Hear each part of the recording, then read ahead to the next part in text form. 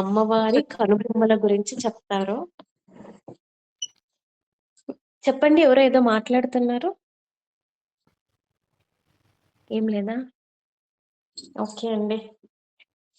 ఇది అమ్మవారి యొక్క కనుబొమ్మల గురించి చెప్తున్నారండి. ఏమంటున్నారు? ఇది నిగూఢాంతర ఉమే అంటున్నారు. ఉమే అనేది సంబోధన అన్నమాట. ఉమా అంటే బ్రహ్మ విద్యా స్వరూపిణి. ఇంద్రునికి బ్రహ్మ విద్యను బోధించిన తల్లి అంటున్నారు.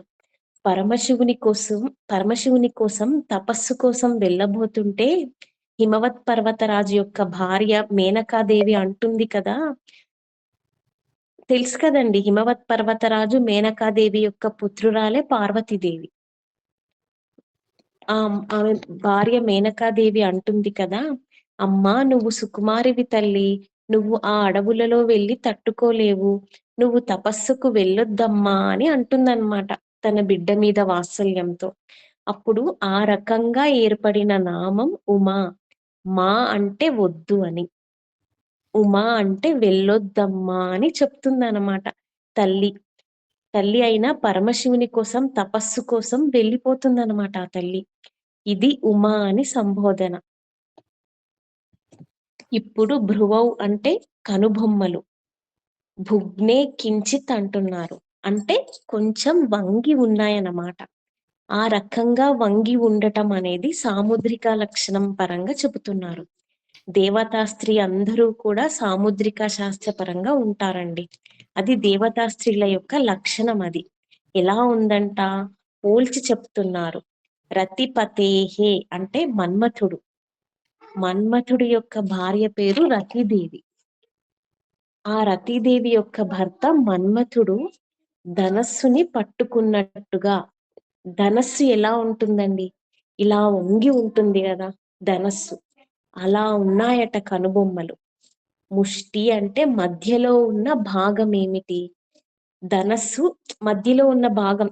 ధనస్సు ఇలా పట్టుకునేసరికి ఎడమ చేతితో అప్పుడు ఆ మధ్య భాగం కనపడటం లేదనమాట.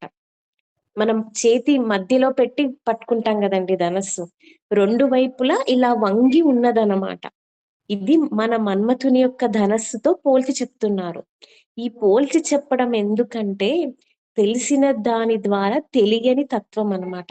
అమ్మ యొక్క తత్వం మనకి తెలియదు. ఇప్పుడు తెలిసినది ఏమిటి? ఆ ధనస్సు బాగా తెలుసు. ఆ తెలిసిన దాని ద్వారా అమ్మని పట్టుకోవచ్చు అన్నమాట. మనము అమ్మ యొక్క శక్తిని మనం పట్టుకోవచ్చు. పట్టుకోవడానికి ఈ ఉదాహరణలు చెప్తుంటారు.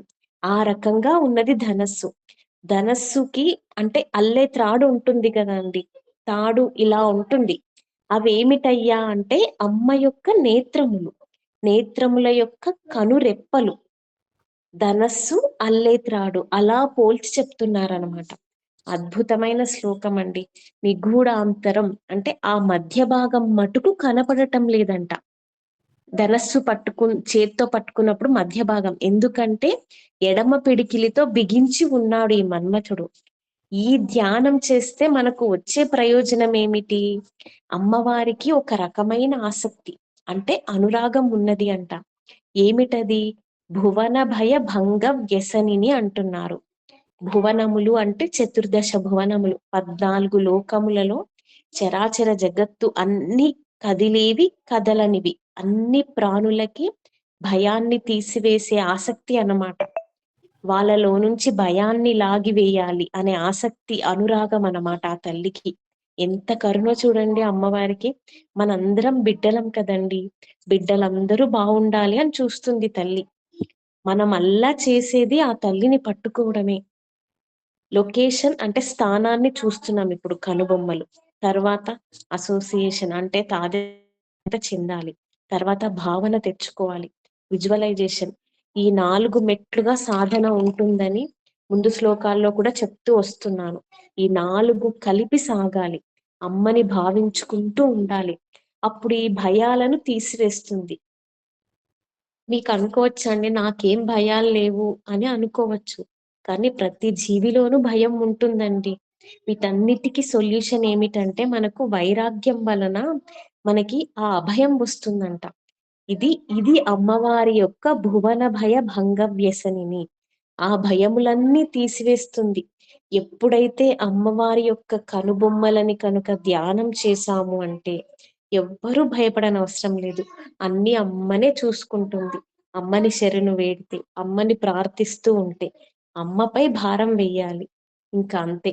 మన పని మనం చేసుకోవాలి. ఆ పని ధర్మబద్ధంగా ఉండాలండి. ఇది మెయిన్ పాయింట్.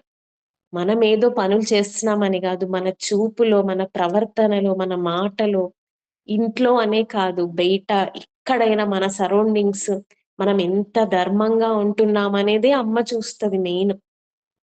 మనం పైకి పూజలు చేసి లోపల కుళ్ళు కుతంత్రాలతోనుంటే ఎవ్వరు వచ్చి కాపాడలేరండి. మనం లోపల ఎలా ఉన్నామో బయటికి కూడా అదే మాట ఉండాలి మనకి. అలా ఉంటేనే మనం అమ్మని పట్టుకోగలము. మనకి మనకి కూడా సెల్ఫ్‌గా అనిపిస్తది కదండీ! మనది మనకే అనిపిస్తది గదా! నేను కరెక్ట్ ఉన్నానా అసలు? కరెక్ట్ వేలో ఉన్నానా అని అనిపిస్తది గదా మనకు కూడా. అదే చెప్తున్నారండి. ధర్మబద్ధంతో కూడిన భక్తి ఎప్పుడైనా ఓడిపోదండి. ఎప్పటికోసారి అమ్మ దగ్గరికి చేరుస్తుంది ఖచ్చితంగా. ఆ కృష్ణుడే చెప్పాడు భగవద్గీతలో. ఇదేనండి భావము. అర్థమైందా అండి అమ్మవారి కనుబొమ్మలు?